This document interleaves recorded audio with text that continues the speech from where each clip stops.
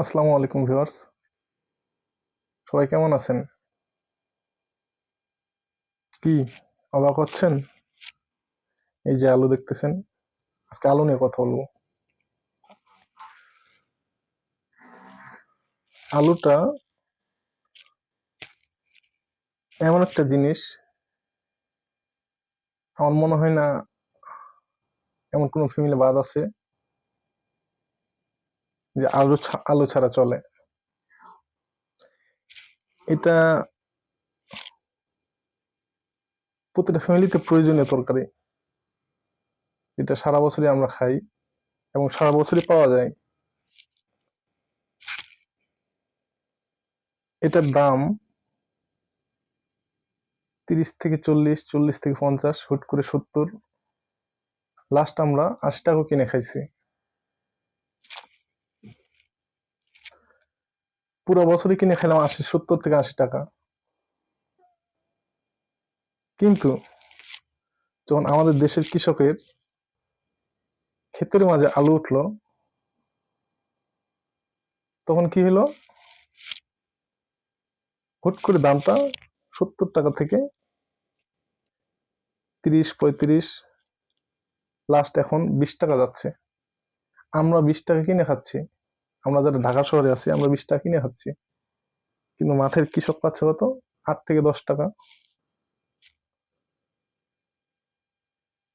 আপনি, আমরা সবাই কিনে খাইতে পারবো সারা বছর 30 টাকা, 40 টাকা, এটা স্বাভাবিক বিষয়।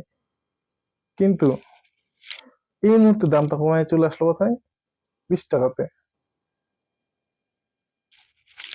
আসলে আমরা কি আলু এই মুহূর্তে খাচ্ছি না, কিনছি না, নাকি কম খাচ্ছি, নাকি যখন দাম বেড়ে গেছিল তখন কি আমরা আলু বেশি খাইছি?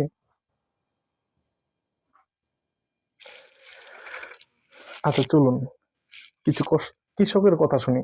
কৃষকের কি অবস্থা, তারা কি বলে। কৃষকরা কেউ গরু বিক্রি করে, কেউ ঋণ করে, বিভিন্ন জন বিভিন্ন ভাবে টাকা ব্যবস্থা করে আলু করছে, কিন্তু তারা সঠিক দাম পাচ্ছে না। এদিকে সারের দাম বেশি, আলুর দাম কম, কোল্ড স্টোরে আলু নিচ্ছে না। এ থেকে লস কার হচ্ছে? শুধু কি কৃষকের? শুধু কৃষকের না, দেশেরও লস হচ্ছে।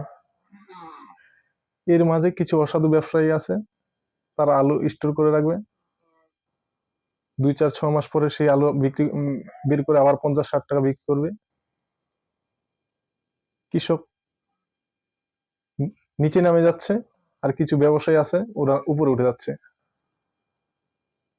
আমাদের খেয়াল রাখা উচিত, এখন যে আলুর দাম খাচ্ছি এটা যেন সারা বছরই থাকে, কৃষক যেন কিছু দাম বেশি পায়। ওকে ভিউয়ার্স, আসসালামু আলাইকুম, ভালো থাকবেন সবাই।